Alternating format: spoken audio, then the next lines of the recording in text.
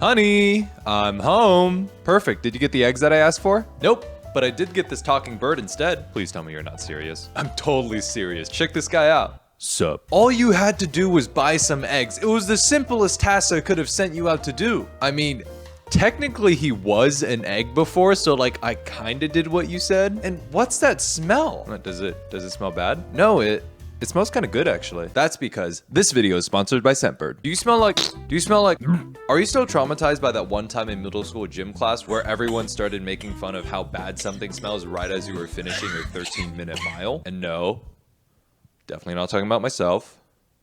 Definitely not. Scentbird could help with that. Scentbird is a monthly subscription service that lets you try out different colognes and perfumes for only $17 a month. Scentbird has hundreds of fragrances to choose from, and they come in these fancy little carrying cases that you can take with you anywhere. You can take it to your room, you can take it to your gym. Those are the only places I go to. Scentbird has affordable and flexible subscription plans that you can skip or cancel at any time without hassle, so that you can discover new fragrances at your leisure. If you don't know what scents fit you the best or are new to fragrances, they have an easy-to-use tool that helps you select what scents fit your personality the best. For this month's package, I got Versace Eros, which is my personal favorite, Poe by Arquiste, Not a Perfume by Julia Has a Gun, and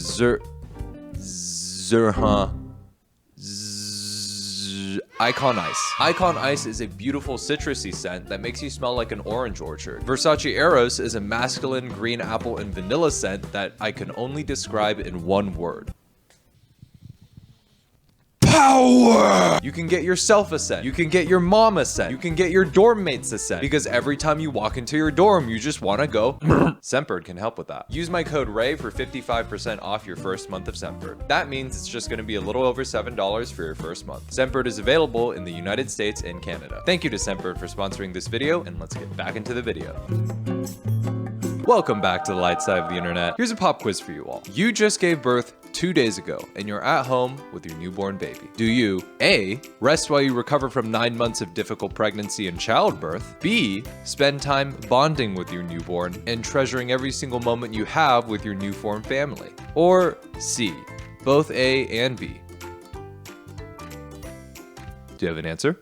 Well, the answer is actually not any of those things, and rather it's D, stop resting, get off your ass, and go do your husband's bidding because he has no idea how to function as a fully formed adult, and much less as the father of a newborn baby. Stupid. Can you do a roast? You want me to do a roast? Yeah. Can I just remind you of something? I gave birth 2 days ago. Yeah. 2 days ago, and you came out of the hospital straight away. You've been sitting around all this time, so you can make a roast. Look, I get that you just finished 9 months of pregnancy and you just had a human-sized head rip you open and that you have to rest? But why are you just sitting down? Look at me. I'm not resting, and I had to watch you give birth. Ugh. Weaponized incompetence is basically when one side of a marriage, usually the husband, spends as much effort as possible to put as little effort as possible into a relationship. It's when the husband purposely does chores so badly that the wife just has to come in and do them herself just so the work gets done. It's kind of like when you do your job so badly that your boss just does your work for you. Oh wait, that doesn't happen because in any other social situation, this would be completely unacceptable. Did you say want? Yeah, but you've been doing nothing but resting. Look at all these cups of tea for a start. I mean, look, I'm just saying. Oh, I'm sorry that I need caffeine to keep going with a newborn baby. Yeah, and it's not easy for me either. Right, I didn't give birth. No, but I'm not sleeping like you, so I'm knackered. You're awake. So, your mum and dad are coming, and you know what they're like. They always want a roast. At first, you might be thinking that the husband's in the wrong here because he is also awake and theoretically fully capable of making a roast himself. But you would be wrong. Again, this man is actually fully asleep right now. It's called sleep apnea. You ever heard of it? Maybe if you were a better wife, you'd understand how hard it is to be him. And why are you still sitting down? This is like the 3rd time I've told you to go make a roast. Oh, yeah, sorry. What are those? You're trying to manipulate me into making a roast for your mum and dad because you can't be asked, well, do you know what? I've just cooked for the last 9 months, your kid. I'll sit with them, with the baby, to watch them. You got like a couple of hours to Oh, you yourself. sit on your ass with the baby while I'm stood slaving over a hot stove. It doesn't work like that. Sit my ass with the baby, so you say it's easy then? Yeah, so if that's the case, then you can go in the kitchen then, can't you? Someone call the fire department because I smell a lot of gas being lit around here. No, seriously, somebody call somebody. I think I smell. And as bad as this video is, this isn't even the worst example of weaponized incompetence that I've seen. There is so much worse. Like, all the way down to the pits of hell worse. Well, you could have an hour ago, couldn't you? No, because I was in the gym.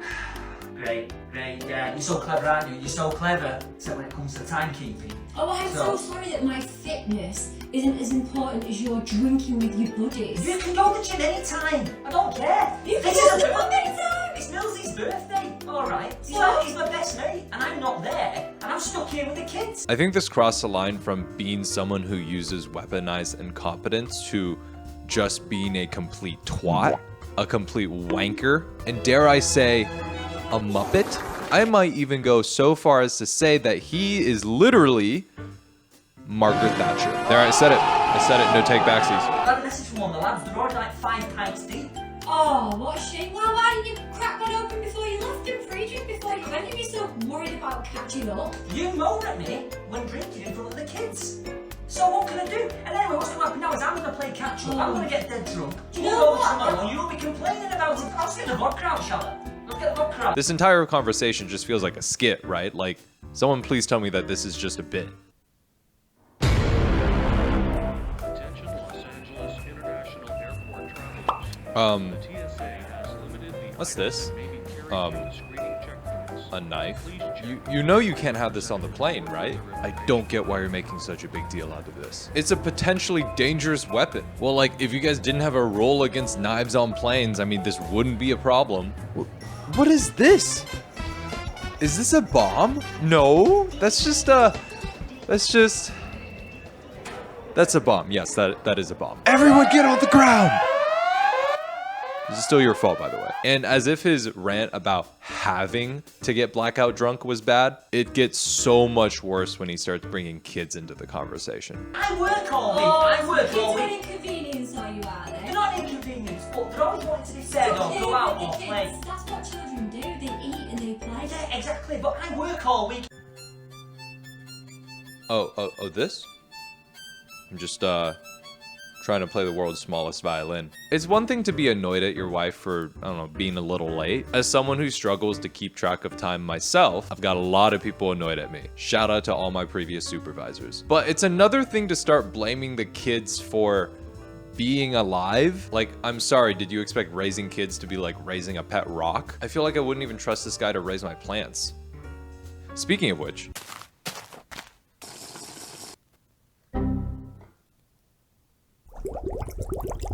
shout out to H. Sima for reminding me to fertilize my plants. And while it might seem like a common theme that these husbands just can't take care of their kids, I don't think that's the case. I don't even think they can take care of themselves. Son and I got COVID while my husband somehow managed to avoid it. So we isolated on the top floor. The kitchen is so much worse than I could have imagined, because the entire kitchen smells like vinegar. That means there's rotting food hidden somewhere. I don't want to know what these sticky substances are, because the second that I do, I just want to quit. I throw away this cup because there is no saving it. Did the husband just throw a rager downstairs the entire time? Did the husband just decide to empty the entire compost bin into the sink? I feel like I can literally smell this TikTok.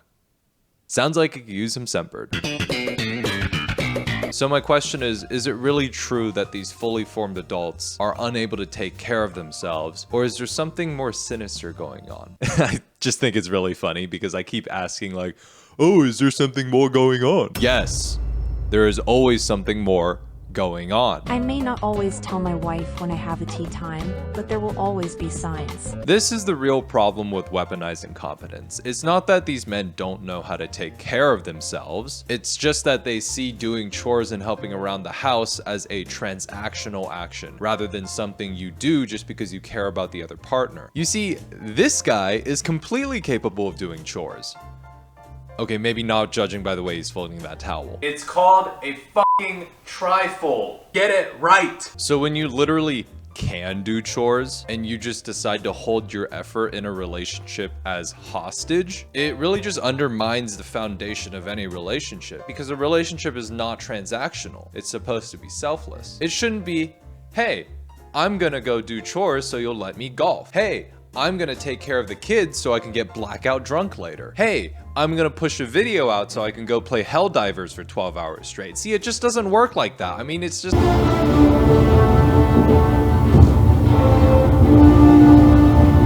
And I think it's a lack of diving, empathy that really bugs. Spread managed democracy. That really bothers me about these husbands. Single guys, here's what it's like being married. My wife sent me to the store to buy the ingredients for pumpkin bars. I'm walking the aisles and realize canned pumpkin not on the list. Is this a mistake? Do we already have it? Let's call the wife to find out. She sends me straight to voicemail, shoots a text, can't talk. I respond with my dilemma and continue shopping. Wait 5 minutes, leave. Halfway home, I get a text, we need canned pumpkin. I tell her I'm gone. She asks, can you go back? No. It's almost as if this entire situation could have been avoided if he had just spent the extra minute and $2 to just pick up some canned pumpkins instead of, I don't know, having a completely unnecessary argument with your wife who is cooking Thanksgiving dinner and then making and posting a video of you ranting about said interaction onto TikTok. I'm honestly just wondering what this guy's thought process was when he was in the grocery store.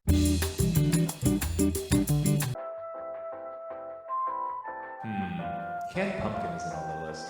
Do we already have canned pumpkin? Did she just forget? Let me call to ask. She says she's busy. Probably doing stupid stuff like taking care of the kids. Ugh. I mean, why did I even want kids in the first place? I just want to play all the time. I mean, I play too, but like the game that I play is so much cooler. Wait, what was I here for again? Oh, right, pumpkin bars.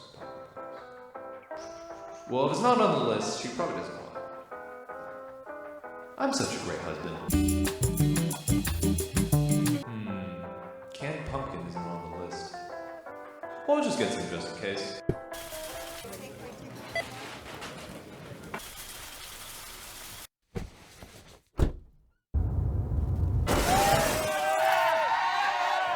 Is that a giant bug? And then there's this little gem at the end. I called you twice. That was with purpose. You think I'm calling to chit chat? Hey, haven't talked to you since breakfast. What's up? No, now my wife is mad at me because she has to go to the store herself. Calling your wife to catch up and show affection? That's fucking lame. I call my wife only when I need something. I call my wife specifically to tell her that she sucks. I don't even call my wife, because I'm afraid to talk to women. Anyways, that's all I have for you guys today. If you're still here, thank you so much for watching. And as always, just remember that the videos that I show here today are most likely a very small minority of husbands. I hope. I genuinely don't know. My sample size is these TikToks. And thank you again to Scentbird for sponsoring this video. And I will see you in the next one. Okay, bye.